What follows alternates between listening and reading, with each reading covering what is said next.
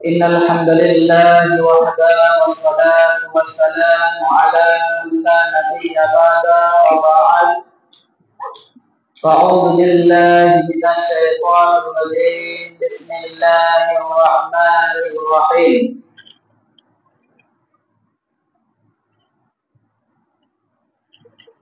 يا أيها الذين آمنوا كتب عليكم الصيام كما كتب على الذين من قبلكم لعلكم تتقون وقال النبي صلى الله عليه وسلم من صام إيمانا واحتسابا غفر له ما تقدم من ذنبه মাহে রমজানের বছর ধরে মুমিন মুসলমানের দারে দারে মুমিন মুসলমানের দারে দারে মাহে রমজানের বছর ধরে মুমিন মুসলমানের দারে দারে মুমিন মুসলমানের দারে দারে রহমতের পয়গাম নিয়ে এলো সবার মাঝে আবার ফিরে মাহে রমজানের বছর ধরে মুমিন মুসলমানের দারে দারে মুমিন মুসলমানের দারে দারে সমস্ত তারিফ প্রশংসা সেই মহান রব্বুল আলামিনের, যার গুণগান, যার হামদসানা, যার প্রশংসা আমরা এই বলে বলতে পারি আজকে আল্লাহ রাব্বুল আলামিন তার শক্তি, তার ক্ষমতায় এই রমজান মাসে, পবিত্র রমজান মাসে রোজা রাখার এবং ফাস্ট জুমা নামাজ পড়ার তৌফিক দিয়েছেন সেই মহান রব্বুল আলামিনের। তাই আমরা সকলে বলি আলহামদুলিল্লাহ, আলহামদুলিল্লাহ। তারপরে তার প্রিয় হাবিব ইয়াসিনের সরদার তাজুল মদিনা জনাব মুহাম্মদুর রাসূলুল্লাহ সাল্লাল্লাহু আলাইহি ওয়াসাল্লাম এর সকলের জন্য সালাম বর্ষিত হোক। সাল্লাল্লাহু আমিন, আল্লাহুম্মা সাল্লি আলা। আজকে রোজার দিন, আর রোজার দিনের মধ্যে জুমার দিন,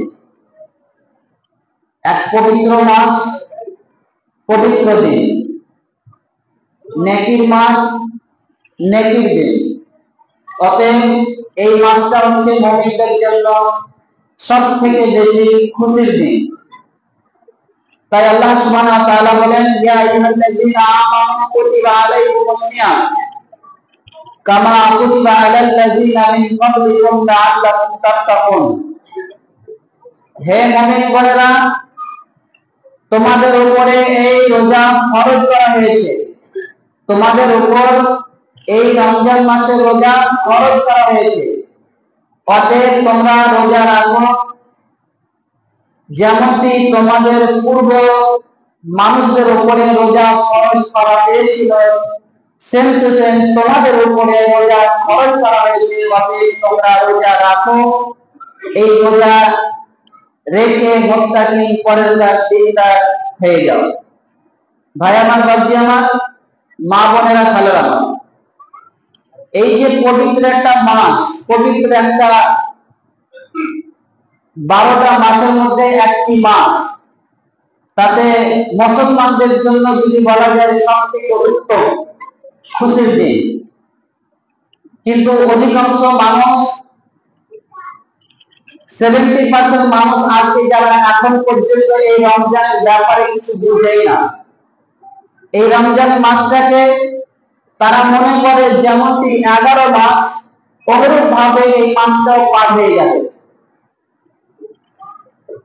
আল্লাহ রাসূল সাল্লাল্লাহু আলাইহি ওয়াসাল্লাম তিনি বলছেন, বুনিয়াল ইসলাম আলা খামসিন শাহাদাতু লা ইলাহা ইল্লাল্লাহ ওয়া আশহাদু আন্না মুহাম্মাদান আবদুহু ওয়া রাসূলুহু ওয়া ইকামিস সালাত ওয়া ইতাইজ যাকাত ওয়াস সাওম রমাযান।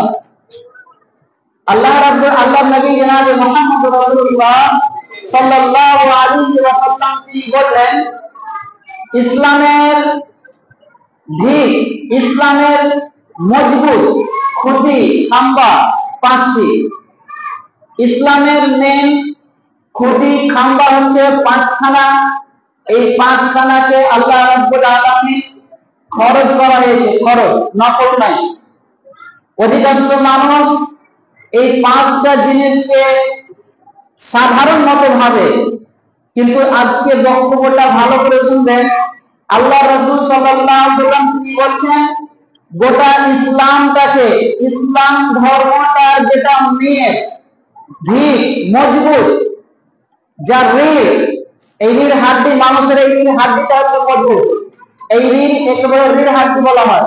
এই হাড্ডি যদি না থাকতো মানুষ দাঁড়িয়ে থাকতে পারতো না,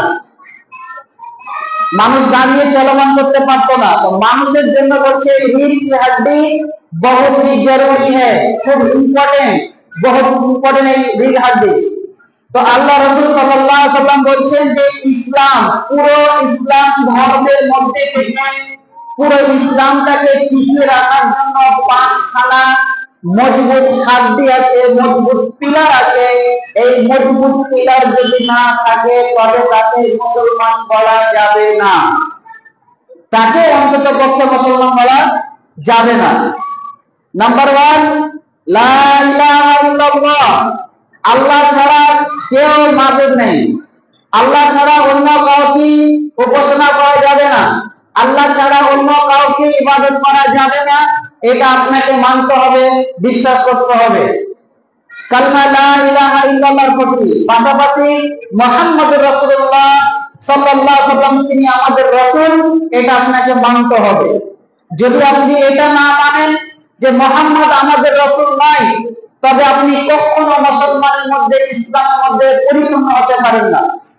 অনুরূপভাবে যেমন লা ইলাহা ইল্লাল্লাহ মুহাম্মাদুর রাসূলুল্লাহ, আল্লাহকে বিশ্বাস রাখা, আল্লাহ তিনি এক, অদ্বিতীয় কেউ নেই, আল্লাহ ছাড়া অন্য কারো ইবাদত করা যাবে না। অনুরূপভাবে মুহাম্মদ হচ্ছেন আমাদের রাসূল সাল্লাল্লাহু আলাইহি ওয়াসাল্লাম। এক, বিশ্বাস করতে হবে পাঁচ। দ্বিতীয়, ইকামুস সালাত, নামাজ কায়েম করতে হবে, নামাজ পড়তে হবে। নামাজ ইসলামের দ্বিতীয় ভিত হচ্ছে নামাজ। আপনাকে নামাজ পড়তেই হবে, কোনো হালাতে মাফ নেই। যাদের জন্য মাফ তারা হচ্ছে পাগল, যাদের জন্য মাফ তারা হচ্ছে পাগল। অন্তত পক্ষে আপনি জীবিত থাকাকালীন, শ্বাস চলাকালীন আপনার জন্য নামাজ মাফ নেই। মাথায় রাখবেন, ইসলাম অত কঠিন না, আবার কোনো সহজ না। পাঁচটি ভিত আপনাকে মেনে চলতে হবে। অধিকাংশ মানুষ নামাজ থেকে পানি মনে করে, নামাজই পড়ে না। তোমাকে নামাজ পড়তে হবে যতদিন তুমি বেঁচে থাকবে পৃথিবীতে, শ্বাস চলা পর্যন্ত তোমাকে নামাজ পড়তেই হবে। নামাজ যদি তুমি না করো, তোমাকে মুসলিম বলে বলার অধিকার নেই, মুসলমান বলার অধিকার তোমাকে নেই। অনুরূপভাবে নবী সাল্লাল্লাহু আলাইহি ওয়াসাল্লাম তিনি বলেন, ওয়া ইতাইজ যাকাত, তোমাকে যাকাত আদায় করতে হবে। যাকাতটা কোনো নফল নয়, যাকাত কোনো সুন্নাত নয়, যাকাত কোনো নফল নয়, সুন্নাত নয়। যাকাতটা হচ্ছে ফরজ, করতেই হবে। যাকাত না দিলে তার কি পরিণাম আজকে আমি হালকা বলবো। শুধু জেনে রাখুন, এই পাঁচটা জিনিস কোনো অবস্থাতেই ছাড়া যাবে না। যদি আপনি ছাড়েন তবে আপনাকে কাফির বলে ঘোষণা করা হয়েছে, কাফির বলে ঘোষণা করা হয়েছে। ওয়াইতাইজ যাকাত, তোমাকে যাকাত আদায় করতে হবে। যাকাতের পরিপূর্ণ হয়ে গেলে, যাকাতের নিসাব পর্যন্ত যদি আপনি পৌঁছে যান, আপনাকে যাকাত দিতেই হবে। যাকাত না দিলে, যাকাতকে যদি আপনি অস্বীকার করেন, যাকাত যদি না দেন, আপনাকে কাফের বলে ঘোষণা করা হয়েছে। শুনুন, আপনাকে বলছি, যাদের যাকাত খরচ হয়ে গেছে, ভালো করে শুনুন, যদি আপনি যাকাত বের না করেন, আপনি অস্বীকার করলেন, অস্বীকার করা ব্যক্তিকে কাফের বলে ঘোষণা করা হয়েছে। আপনি যাকাত যদি দান না করেন, যাকাত যদি বের না করেন, তবে আপনাকে নামাজ না পড়লে যেমন কাফের বলে ঘোষণা করা হয়েছে, যাকাত যদি আপনি না বের করেন, অস্বীকার করেন, তবে আপনাকে কাফের বলে ঘোষণা করা হয়েছে। বলে সুবহানাল্লাহ। কত ছোটখাটো জিনিস নয়। কালমা যেমন আপনাকে মানতে হবে, নামাজ আপনাকে মানতে হবে, শ্বাস চলা পর্যন্ত যদি আপনি পাগল থাকেন, আপনার জন্য নামাজ ফরজ না। যাকাতের পরিমাণ যদি আপনার চলে এসেছে, নিসাব পৌঁছে গেছে, যাকাত দেওয়ার ফরজ হয়ে গেছে, আপনাকে যাকাত দিতে হবে, যাকাত আপনাকে দিতেই হবে, যাকাত আপনাকে দিতেই হবে। যদি আপনি যাকাত না দেন, যদি আপনি যাকাতটাকে অস্বীকার করেন, তবে আপনাকে কাফের বলে ঘোষণা করা হয়েছে। এটা ফরজের কথা বলছি, আমি সুন্নাতের কথা বলছি না। অসাম রমাজান, অসাম রমাজান 4 নম্বরে আল্লাহ রাসূল বলেন, তোমরা রমজান মাসে রোজা রাখো। এই রমজান মাসে রোজা তোমার জন্য মাফ নেই। শুনে নাও মুসলমান, তুমি একজন গাদ্দার মুসলমান হয়ে তুমি রোজা রাখছো না, তুমি একজন বেঈমান, তুমি মুসলমান হতেই পারো না। অন্তত পক্ষে রোজা তুমি মুসলিমের জন্য কোনো রকম মাপ নেই, মুসলমানের জন্য রোজা মাপ নেই। এটা ফরজ, এটা সুন্নাত নয় যে তুমি ইচ্ছা হলে রোজা রাখবে, ইচ্ছা না হলে রোজা রাখবে না। এটা তোমার ইচ্ছা চলবে না, এটা কোনো সুন্নাত নয় যে তোমার ইচ্ছা মতো কাজ করবে। নামাজ তোমার ইচ্ছা মতো চলবে না, যাকাত তোমার ইচ্ছা মতো চলবে না, রোজা তোমার ইচ্ছা মতো চলবে না। এগুলো আল্লাহ রাব্বুল আলামিনের ইচ্ছা মতো তোমাকে পালন করতে হবে, তবে তুমি মুসলিম হবে, তবে তুমি মুসলমান বলে ঘোষণা করা হবে। অধিকাংশ এখানে বসে আছেন, বাইরে লোক আছে, অধিকাংশ মানুষ রোজাটাকে রোজা মনে করে না। শুনুন, এই রোজা তোমার জন্য ফরজ। তোমার রক্ত যেমন হারাম, তোমার এই রোজা, তোমার রোজা ফরজ। তুমি যদি রোজা না রাখো, তোমাকে মুসলমান বলে ঘোষণা করা যাবে না। কারণ একটাও হাদিস আপনি দেখাতে পারবেন না যে মুসলমান হওয়ার পরে যদি সে রোজা না রাখে তাহলে কি ছাড় আছে? না। এমন হাদিস এসেছে, যদি আপনি অসুস্থ হয়ে যান তবু আপনাকে রোজা রাখতে হবে, অসুস্থ যদি হয়ে যান তবু আপনাকে রোজা কাজা করতে হবে। রোজা মাপ নেই, রোজাটা আপনাকে পরে করতে হবে, কোনো হালাতে মাপ নেই। বুঝতে পারলাম না মনে হয় আপনাদেরকে? রোজা অন্তত পক্ষে কোনো হালাতে মাপ নেই।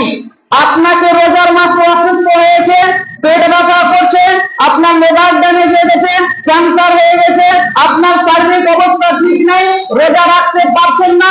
এই রোজা রাখতে পারছেন না বলে এই রমজান মাসে যে কটা রোজা বাকি হবে, রমজানের পরে পূর্ণ করতে হবে। এটা ফরজ, এটা সুন্নাত নয়। আপনি রোজা রাখতে পারলেন না বলে এই না যারা আপনাকে রোজা রাখতে হবে না, এটা হচ্ছে ফরজ।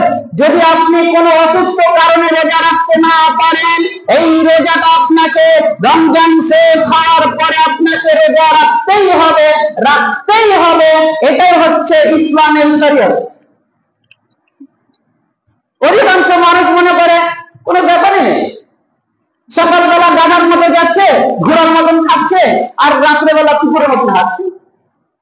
বুঝতে পারছি না এটা মুসলমান নাকি? অন্তত বুঝুন তো মুসলমান কাকে বলে। 5টা জিনিস আপনাকে মেনে চলতে হবে, এটা আপনার ইচ্ছা চলবে না, এটা আল্লাহ রাব্বুল আলামিনের ইচ্ছা মতো আপনাকে কাজ করতে হবে। নাম্বার 5, হজ। হজের টাকা পূর্ণ হয়ে গেছে, আপনি হজ করতে হতেই হবে। যদি আপনি হজ না করেন আপনাকে কাফের বলে ঘোষণা করা হবে। অস্বীকার করলে চলবে না, অস্বীকার করা চলবে না আপনাকে। এইটাও ফরজ। যদি আপনার হজ করা ফরজ হয়ে গেছে, অধিকাংশ মানুষের টাকা এত দিয়েছে, হজ করার সমতুল্য হয়ে আছে, তবু কিন্তু সে হজ করতে যায় না। মাথায় রাখবেন এটা আপনাকে করতেই হবে। যদি আপনি অস্বীকার করেন, যদি আপনি হজটাকে অস্বীকার করেন, তবে আপনি আল্লাহর রাসূল সাল্লাল্লাহু আলাইহি সাল্লামকে অপমান করলেন, আল্লাহ রাব্বুল আলামিনকে অপমান করলেন, অতএব আপনি মুসলমানের মধ্যে হতে পারেন না। ভাই আমার, বাবজি আমার, নবীজি বললেন 5টা দিক মাথায় রাখবে। এই পাঁচটা দিনের মজবুত ইসলামের 5টি খাম্বা। এই 5টি খাম্বা কোনো হাদাতের মাপ নেই, মাপের জন্য জায়গা আছে, ভাই আমার, বাবজি আমার, এই 5টি দিকের মধ্যে তৃতীয় নম্বর চলে আসুন যাকাত। যাকাত আপনাকে দিতেই হবে। যদি যাকাত না বের করেন তার কি পরিমাণ আমি বলবো। অধিকাংশ মানুষ, আল্লাহ রাব্বুল আলামিন বলছেন ফাইন তাবু ইলাল্লাহ ওয়া ইকামিস সালাত ওয়া ইতাইজ যাকাত, তোমরা নামাজ কায়েম করো, নামাজ আদায় করো এবং তোমরা যাকাত প্রদান করো। অন্য এক আয়াতে এসেছে আল্লাহ রাব্বুল আলামিন তিনি বলছেন যদি তুমি যাকাত দান করো, যাকাত দাও, তাহলে তুমি দানে তোমার মালের পবিত্র হলো, তোমার মালটা পবিত্র হবে। যদি যাকাত না বের করো তোমার ওই মালটা পবিত্র হবে না। যদি যাকাত না বের করেন তাহলে যে সমস্ত মালগুলো আপনি পুষছেন, ওই মাল কেন পুষছেন একটু পরে আপনি বুঝতে পারবেন। যদি আপনি যাকাত না দেন, যাকাত দেওয়ার মানে আপনার যে অংশ আছে, আপনার যে টাকাগুলো আছে, এই সমস্ত টাকাগুলোকে পবিত্র করার জন্য যাকাত দিতে হবে। যেমন আপনাকে পবিত্র করার জন্য ওযু করতে হয়, গোসল করতে হয় নিজের শরীরটাকে সুস্থ রাখার জন্য, অনুরূপ ভাবে আপনাকে যাকাত বের করতে হবে। আপনাকে যে আল্লাহ সুবহানাহু ওয়া তাআলা টাকা ধন দৌলত দিয়েছে, ওই সমস্ত ধন দৌলত গুলোকে পবিত্র করার জন্য আপনাকে যাকাত বের করতে হবে। এটা হুকুম, এটা আল্লাহর হুকুম, তোমাকে করতেই হবে। তোমাকে মাল আমি দিয়েছি, ধন দৌলত বড়লোক আমি বানিয়েছি। ভাই আমার, বাবজি আমার, সময় খুব সংকীর্ণ। যাকাত আপনাকে বের করতে হবে।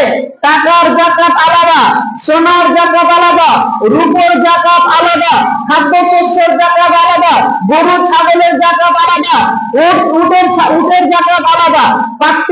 প্রত্যেকটা জিনিসের যাকাত আপনাকে হিসাব বের করতে হবে। যদি আপনি হিসাব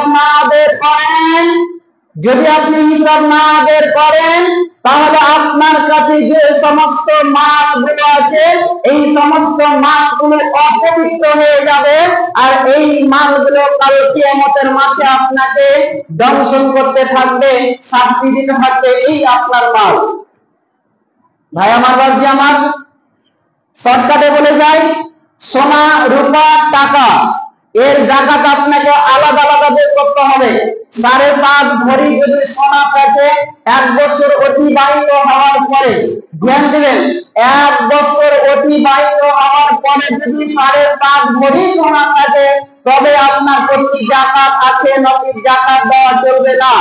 দান করতে পারেন, সাদকা করতে পারেন। 1 বছর অতিবাহিত হওয়ার পরে, সংসার খরচ করার পরে যদি আপনার সেই পরিমাণ টাকা 7.5 ভরি দাম যতটা হবে, সেই পরিমাণ যদি টাকা আপনার 1 বছর অতিবাহিত হওয়ার পর যদি টাকা থাকে, তবে আপনাকে যাকাত দিতে হবে সোনা, রূপা, সোনার টাকা বের করে আপনি প্রতি লাখে 2,500 টাকা করে আপনি দিবেন, প্রতি 1000-এ 25 টাকা করে দিবেন, প্রতি 1000-এ 25 টাকা। ভাই আমার, বাবজি আমার, প্রতিটি অক্ষরে আপনাকে হিসাব বের করতে হবে।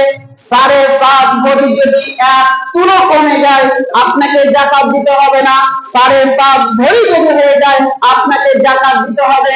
আন্দাজে যাকাত দেওয়া চলবে না, আমি 1000 টাকা দিয়ে দিলাম, তাতে চলবে না। আপনাকে হিসাব করে বের করতে হবে সোনা যতটা আছে। আপনার বাড়িতে যদি আপনার সোনা 20 ভরি থাকে, 20 ভরি হিসাবে আপনাকে টাকা বের করতে হবে। 1 টাকা কমে গেলেও কিন্তু আপনার জাকাত পূর্ণ হবে না, বরঞ্চ 2 টাকা বেশি করতে হবে। তবে টাই টু টাই, পাই টু পাই আপনাকে হিসাব করে আপনাকে জাকাত বের করতে হবে। কত সোজা কথা নয়। আপনার বাড়িতে যদি 52.5 ভরি চাঁদি থাকে, 52.5 ভরি যদি চাঁদি থাকে, আপনাকে জাকাত দিতে হবে। 52.5 ভরি যদি একটু কম থাকে, জাকাত আপনাকে বের করতে হবে না। টাকার পরিমাণ 7.5 ভরি সোনার দাম যতটা হবে, ওই হিসাবে যদি আপনার বাড়িতে আপনার অ্যাকাউন্টে টাকা থাকে, আপনাকে সেই টাকার হিসাব করে বের করে টাকা দিতে হবে, জাকাত দিতে হবে। কোনোভাবে আন্দাজে টাকা দেওয়া চলবে না। টাকার হিসাব টাকা দিবেন, রূপার হিসাব রূপা দিবেন, সোনার হিসাব সোনা দিবেন। বাকি থাকলে আপনি, আজকে অধিকাংশ মানুষ চালাকি মনে করে, নিজেকে জ্ঞানী মনে করে, নিজের বিজনেসের টাকা, নিজের টাকা, ধন দৌলতের টাকা, সোনার টাকা, রূপোর টাকা এক জায়গা করে কাপড় কিনে বিক্রি করে দিল। দেখি না তো আমি দান করে দিলাম, জাকাত দিলাম, চলবে না। এভাবে আপনার চলবে না। জাকাত টাকার জাকাত টাকাই লাগবে। সোনার টাকা বের করতে হবে। কত চালা, ও ডিপিতে কিনবে 300 টাকা করে, আর এমআরপি দিবে 700 টাকা করে। ও বাহ, কি মজার কাহিনী। ও জাকাত বের করছে। তা আমি তো দিলাম কাপড় দিয়ে দিচ্ছি, 100 খান কাপড় বন্ডল করেছি। 100 খান কাপড়ের দাম কত? ডিপি হিসাবে, ডিপি যত টাকা দামে কিনেছো, এমআরপি হিসাবে চলবে না, ডিপি হিসাবে যত টাকা দামে কিনেছো সে হিসাবে। কাপড়ের জাকাত কাপড় লাগবে, টাকার জাকাত তুমি কাপড় দিবে না। এখন আমাকে একটু বুঝান, একটা অসহায় ব্যক্তির কাছে কাপড় প্রয়োজন নাকি টাকার প্রয়োজন? একটা মিসকিনের কাছে কাপড় প্রয়োজন না টাকার প্রয়োজন? টাকার প্রয়োজন। মিসকিনকে টাকা দিলে খুশি হবে। আপনি জাকাত আপনার স্বার্থে আপনি কাপড় দিয়ে দিলেন। 1 লাখ টাকার কাপড়ে মোটামুটি 2 লাখ টাকা 3 লাখ টাকা কাপড় পাবেন, হিসাব করবেন 3 লাখ টাকা জাকাত। অথচ আপনার খরচা কত? 1 লাখ টাকা। হবে না? হবে না। কত সহজ না, হিসাব আপনাকে বের করতে হবে। ভাই আমার, রাজি আমার, যদি আপনি জাকাত না দেন, যদি আপনি জাকাত বের না করেন, তাহলে কাল কিয়ামতের মাঠে এই সমস্ত মালগুলো আপনাকে জাহান্নামের আগুনে বেড়ি তৈরি করা হবে। আর এই বেড়িটা লম্বা লম্বা মোটা মোটা হবে। আর এই বেড়িটাকে জাহান্নামের আগুনে গরম করে আপনার পাছাতে, আপনার পিছন থেকে পিঠে তাপ দেওয়া হবে। কত বছর? এক দিনকার পরিমাণ হবে 50,000 বছর। সহ্য করার জন্য রেডি হয়ে যান। এক দিনকার পরিমাণ হবে 50,000 বছর। আপনার ওই মালগুলো, যে মালের জাকাত টাকা আপনি দেখবেন, ওই জাকাতের টাকাগুলো একত্রিত করে বেড়ি তৈরি করার পরে সেটাকে জাহান্নামের আগুনে উত্তপ্ত করা হবে। গরমে তাকে গরম করা হবে, দাও দাও করে আগুনের মতো জ্বলতে থাকবে। আর সেই আগুনের তাপটা আপনার পিছন দিকে তাপ দেওয়া হবে, বুকে তাপ দেওয়া হবে। আপনি কি করে সহ্য করতে পারবেন? এক দিনকার পরিমাণ হবে 50,000 বছর। এক একটা দিন পরিমাণ হবে 50,000 বছর। আর এই শাস্তিটা কতদিন পর্যন্ত হবে? আল্লাহর নবী জনাব মুহাম্মদ রাসূলুল্লাহ সাল্লাল্লাহু আলাইহি ওয়াসাল্লাম তিনি বলছেন, এতদিন, কতদিন পর্যন্ত তাকে শাস্তি দেওয়া হবে? যতদিন পর্যন্ত কিয়ামতের দিন লোকের হিসাব কিতাব না হয়ে যাবে, ততদিন পর্যন্ত তাকে শাস্তি ভোগ করতে হবে। সুবহানাল্লাহ। যদি আপনি জাকাত বের না করেন, টাকা তো দিয়ে দিয়েছে, টাকা তো দিয়ে দিয়েছে, টাকার যদি জাকাত না বের করেন, কাল কিয়ামতের মাঠে ওই সমস্ত টাকাগুলো একত্রিত হয়ে সাপ তৈরি করা হবে। সাপ তৈরি করার পরে, যেমন সাপ খেলোয়াড়রা যখন আসে তখন দেখবেন অনেকের গলায় সাপটাকে গলায় ঝুলিয়ে দেওয়া হয়, পাক দিয়ে সাপটাকে বেঁধে দেওয়া হয়। অনুরূপ ভাবে কাল কিয়ামতের মাঠে যদি আপনি যাকাত বের না করেন, ওই যাকাতের টাকাগুলো সাপ তৈরি করা হবে, লম্বা লম্বা বড় ধরনের সাপ তৈরি করা হবে, আর সেই সাপগুলো আপনার গলার মধ্যে পাক দেওয়া হবে, আর পাক দেওয়ার পরে সামনে দিকে এই সাপের মতো কান তোলা হবে, আর এই সাপটা আপনাকে দর্শন করতে থাকবে। সাপ নিজেই বলবে, আমি তোর মাল, আমি তোর মাল, ওই যে যাকাতের টাকাটা তুমি গরিবের হকটা মেরেছো, ওই টাকা আমি তোমার মাল, আমি তোমার মাল বলে আপনাকে দর্শন করতে থাকবে। যদি আপনি যাকাতের টাকা যদি বের না করেন, তবে আপনাকে আপনার যাকাতের টাকাটা আপনাকে দর্শন করতে থাকবে। বলেন সুবহানাল্লাহ। ভাই আমার, বাবজি আমার, অত সহজ নয়। বড় লোক হওয়াটা যেমন টাফ, হিসাবটা দেওয়াটা খুব টাফ। কারণ কাল কিয়ামতের মাঠে বলছে একজন অসহায় দরিদ্র মানুষ তোমার আগে জান্নাতে যাবে, কারণ ওই যে হিসাব করতে পারো না, আন্দাজে টাকা দিয়েছে চলবে না, মেরে দিয়েছে 100 টাকা কাপড় দিয়ে দিচ্ছি দাম করে দিচ্ছি না। ভাই আমার, বাবজি আমার, শুধু তাই নয়, যাদের ওষুধ আছে ওষুধ দিতে হবে, যাদের ফল, যাদের জমিতে চাষ করার পরে হয় সেগুলো আপনাকে দিতে হবে। জমি চাষ কি করে দান করবেন, কি করে আপনি যাকাত বের করবেন? যদি আল্লাহ রাব্বুল আলামিনের পক্ষ থেকে পানি বর্ষণে যদি আপনার ফসল হয়, তবে আপনাকে 80 ভাগের 10% আপনাকে দিতে হবে, 10 ভাগের 1 ভাগ আপনাকে দিতে হবে। আর যদি আপনি নিজে পয়সা খরচা করে পানি দিয়ে যদি ওষুধগুলো তৈরি করেছেন, আল্লাহ রাব্বুল আলামিনের পক্ষ থেকে যা পেয়েছেন, বাকি পয়সা লাগিয়ে খরচা করেছেন, বলছে 80% থেকে 80 ভাগ থেকে 20% আপনাকে দিতে হবে। ভাই আমার, বাবজি আমার, উট থাকলে, ছাগল থাকলে আপনাকে যাকাত দিতে হবে। যাদের উট, ছাগল, গরু আছে, এরা যদি যাকাত না দেয়, কাল কিয়ামতের মাঠে বলছে ওই উটগুলো, ওই গরুগুলো, ওই ছাগলগুলো, তাদের প্রত্যেকটা ছাগলে, প্রত্যেকটা উটে, প্রত্যেকটা গরুতে তাদের শিং থাকবে, আর ওই শিং ছেড়ে আসবে, আর সে বলবে আমি তোর মাল, আমি তোর মাল, পায়ের খোঁড়া দিয়ে তাকে লাথি মারবে এবং এই মুখটাতে তারাকে খামচিতে থাকবে। বলেন সুবহানাল্লাহ। অত সহজ নয়। আপনি পুষছেন, এখন আপনার বাড়িতে আপনি সেরকম সাপ পুষছেন, সাপ থেকে বাঁচার জন্য, ওই শাস্তি থেকে বাঁচার জন্য আপনাকে যাকাত বের করতে হবে। যাকাত হিসাব করে, যাকাত বের করে আপনাকে যাকাত দিতে হবে। ভাই আমার, বাবজি আমার, এবারে আসুন রমজান মাসের কিছু কথা। অধিকাংশ মানুষ রোজা রাখে না, এরা মুসলমানের মধ্যে পড়ে না। রোজা আপনাকে রাখতে হবে, রোজা কোনো হালাতে, কোনো অবস্থায় মাপ নেই। রোজা ওর জন্য মাপ আছে যে একেবারে পারে না। আবার কিছু মানুষ আছে, ভালো করে শুনবেন, কিছু অসুস্থ হয়েছে, মিস্ত্রিকে খাওয়ায়। ওই যে হাদিস শুনেছে, আপনি যদি অসুস্থ হয়ে যান, তবে আপনি একজন ব্যক্তিকে রোজা রাখাবেন কিংবা তাকে ইফতার করাবেন, আপনি রোজার নেকি পেয়ে যাবেন। আপনার জন্য নয়, আপনি হজম করতে পারছেন, খেতে পারছেন, আপনার জন্য নয়। আপনাকে লিভার ড্যামেজ আছে, আপনার জন্য নয়। আপনার কিডনিতে পাথর আছে, আপনার জন্য নয়। ওই ব্যক্তির জন্য, যেই ব্যক্তির ক্ষেত্রে আর সুস্থ হওয়া সম্ভব নয়, ক্ষমতা আর নেই যে আমি রোজা রাখতে পারবো বা আমি চলাফেরা করতে পারবো, খেতে পারবো, এরকম শক্তি হারা মানুষের জন্য।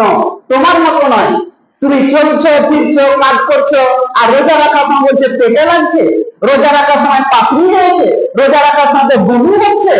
তোমার জন্য নয়, ওই ব্যক্তির জন্য যে ব্যক্তি ভেবে নিল, যাকে ডাক্তার দেখানোর পরে চলতে পারে না, খেতে পারে না, অসুস্থ ব্যক্তি, সে বুঝে গেছে আমার এই অসুস্থ ঠিক হবে না, 60 বছর 70 বছর হয়ে গেছে, আমি আর যুবক ফিরে পাবো না, শক্তি ফিরে পাবো না। ওই ব্যক্তির ক্ষেত্রে বলা হচ্ছে তুমি একজন ব্যক্তিকে ইফতার করিয়ে দাও, ওই রোজার বদলে তুমি রোজা পেয়ে যাবে। আর তুমি দিব্যি মাংস খাচ্ছ, দিব্যি ভালো করছো, দিব্যি ভালো কথা বলছো, আর তুমি বলছো রোজা রেখে দিলাম। জি না, রোজা কোনো হালাতে আপনার জন্য মাপ নেই। মাথায় রাখবেন, রোজা কোনো হালাতে আপনার জন্য মাপ নেই। রোজা আপনাকে রাখতেই হবে, রোজা আপনাকে রাখতে হবে। যদি কোনো হালাতে কোনো অসুবিধার কারণে রোজা রাখতে না পারেন, তাহলে গুনে গুনে আপনাকে পরে আপনাকে রোজা আদায় করতে হবে। রোজা কোনো হালাতে মাফ নেই। দুধ পান করা মাকে যদি বলে তোমাকে রোজা রাখতে হবে, রোজা গুনে রাখতে হবে। যদি তুমি দুধ পান করার কারণে যদি অসুস্থ মনে হয়, রোজা তুমি ছেড়ে দাও, পরে তোমাকে আদায় করতে হবে। তুমি তো যুবক ছেলে, তুমি তো ভালো খেতে পারছো, ভালো চলতে পারছো, তুমি কেন রোজা রাখবে? তুমি কেন রোজা রাখবে? ভাই আমার, রাজি আমার, শুধু তাই নয়, নবীজি বলছেন যদি গর্ভবতী থাকে, গর্ভবতী অবস্থাতে তোমাকে রোজা রাখতে হবে। যদি খুব অসুস্থ মনে হয়, যদি খুব কষ্ট মনে হয়, রোজাটা ছেড়ে দিবে, কিন্তু রোজা পরে তোমাকে আদায় করতে হবে। তুমি যুবক, তুমি মানুষ হয়ে কি করে ভাবলে রোজা আমি না করলে টেনশন নেই? তুমি যেমন আজকে মনে করছো রোজা না করলে কোনো ব্যাপার না, নামাজ না করলে বা কোনো ব্যাপার না, কাল কিয়ামতের মাঠে তোমার জায়গা সোজা হবে জাহান্নাম, কোনো উপায় নাই। এই রোজার ফজিলত একটি হাদিস বলে আমি শেষ করছি। দুজন ব্যক্তি ইসলাম গ্রহণ করে, দুজন ব্যক্তি ইসলাম গ্রহণ করার পরে একজন ব্যক্তি আল্লাহর ইবাদত করত, খুব ভালো করে ইবাদত করত, আরেকজন ব্যক্তি অতটা ইবাদত করত না। যে ব্যক্তি ইবাদত করত উনি মারা গেলেন, মৃত্যুবরণ করলেন, শহীদ হয়ে মারা গেলেন। ইসলামের জন্য লড়াই করতে যে মারা গেলেন, ইসলামের জন্য লড়াই করতে যে মারা গেলেন, শহীদ হয়ে গেলেন, কিন্তু জান্নাতি, সে ব্যক্তি জান্নাতি। কিন্তু ওর সঙ্গে যে ব্যক্তি ইসলাম গ্রহণ করেছিল, তিনি 1 বছর পর মারা যাচ্ছে। 1 বছর পর মারা যাওয়ার পরে রাবি বলছেন আমি স্বপ্নতে দেখলাম 1 বছর পর যে ব্যক্তি মারা গেল সে ব্যক্তি জান্নাতে গেল। বলতে সুবহানাল্লাহ। অথচ তার ইবাদত ভালো ছিল না। পরক্ষণে বিশ্বাস করার পরে দেখলো প্রথম ব্যক্তিরা শহীদ হয়ে জান্নাতে চলে গেল। উনি তো আল্লাহর ইবাদত করতে, 5 ওয়াক্ত নামাজ পড়তে, সব কিছু করতে। দ্বিতীয় জন ব্যক্তি অতটা ইবাদতের বান্দেগি ছিল না। এই ব্যক্তি জান্নাতে গেল কি করে? তদন্ত নেওয়ার পরে বোঝা গেছে ওই ব্যক্তি মারার পরে ইনি 1 বছর জীবিত ছিলেন। 1 বছরের মধ্যে এই রমজান মাসটা পেয়েছিল। আর এই রমজান মাসটা হচ্ছে মুমিনদের জন্য একটা বিশাল ফজিলতের মাস। সেই ব্যক্তি বলছে রমজান মাস পেয়েছিলাম, আমার নসিবে রমজান মাস ছিল। এই রমজান মাসটাকে আমি রমজানের মতো পালন করেছিলাম, রমজানের মতো রমজান পালন করেছিলাম, আল্লাহ বিরুদ্ধে পালন করেছিলাম। আল্লাহ রাব্বুল আলামিন, আল্লাহর নবী জনাব মুহাম্মদ রাসূলুল্লাহ সাল্লাল্লাহু আলাইহি ওয়াসাল্লাম কি বলছেন? মান শামা রমাদান ঈমানান ওয়া ইহতিসাবান গুফিরা লাহু মা তাকাদ্দামা মিন যামবি। যদি কোনো ব্যক্তি একটি রোজা রাখে আপনার জন্য, আল্লাহকে খুশি করার জন্য, আল্লাহকে ভয় করে একটি রোজা যদি রাখে, আল্লাহ সুবহানাহু ওয়া তাআলা তার আগেকার এবং পিছনের সমস্ত গুনাহ মাফ করে দিবে। আমি তার জন্য যখন মারা যায়, মৃত্যুর পরে আমি 1 বছর সময় পেয়েছিলাম। এই বছরটা শুধু আমি ইবাদতে লাগিয়েছিলাম। আর এই বছরের মধ্যে আমি রমজান মাস পেয়েছিলাম। এই রমজান মাসটাকে আমি আমার মতো করে রমজান মাসটাকে পালন করেছিলাম বলে সে ব্যক্তি জান্নাতে চলে যাচ্ছে। আর তুমি আমি রোজা আসলে কি বেঈমানের মতো, হারামি বাটপারের মতো, জানোয়ারের মতো রোজাদার লোকের সামনে খেয়ে যাচ্ছে। অথচ নবীজি বলছেন কোন রোজাদার ব্যক্তির সামনে তুমি খাবার খাবে না। তুমি মুসলিম, রোজাদার বান্দার সামনে খাওয়া যাবে না। তুমি মুসলিম, তুমি বাড়িতে কি করে খাচ্ছ? তোমার মেয়ে রোজা আছে, তোমার স্ত্রী রোজা আছে, তোমার পরিবার রোজা আছে, তুমি বেঈমানকে বেরো যা, তুমি কি করে খাচ্ছ? কোন ধর্মের মানুষ তুমি? কোন মতেই রোজা মাফ নেই, যাকাত কোন মতেই মাফ নেই, নামাজ কোন মতেই মাফ নেই, হজ কোন মতেই মাফ নেই। আপনাকে পালন করতেই হবে। যদি আপনি না করেন তবে আপনি ইসলাম থেকে খারিজ হয়ে যাবেন। ভাই আমার, বাবজি আমার, পরিশেষে দোয়া রব্বুল আলামিন আমরা মুসলিম, আমরা যেন এই 5টি অন্তপক্ষে যেগুলো খরচ আল্লাহ আমরা যেন পালন করতে পারি, বলেন আমিন। ইয়া রাব্বুল আলামিন, পরওয়ারদিগারে আলম, আমরা গুনাহগার বান্দা, আমরা পাপী বান্দা। রাব্বুল আলামিন এই মাসের কত ফজিলত আছে, ইনশাআল্লাহ নেক্সট সপ্তাহ, পরের সপ্তাহে রোজা রাখতে গেলে যার ফজিলত তা আমরা অবশ্যই শুনবো। রোজা রাখতে গেলে আপনার কি কাজ, এই রোজা আপনার জন্য কাল কিয়ামতের মাঠে কি লড়াই করবে আপনি দেখবেন। আপনি গত মাস সামনে সামনে সপ্তাহ জুমাতে আপনি শুনতে পাবেন রোজা রাখতে গেলে রোজা আপনার জন্য কতটুকু লড়ে, রোজা আপনার জন্য কি সুপারিশ করে, সেটা আপনাকে শোনাবো ইনশাআল্লাহ। আজ রব্বুল আলামিন পরওয়ারদিগার আলম যাদের আল্লাহ যাকাত খরচ করা, এই যাকাত দিয়ে গেছে, যাকাতের নিসাব পর্যন্ত পৌঁছে গেছে, আল্লাহ ওদেরকে হিদায়াত দাও যাতে সঠিকভাবে যাকাত বের করে যেন যাকাত আদায় করে বলে আমি।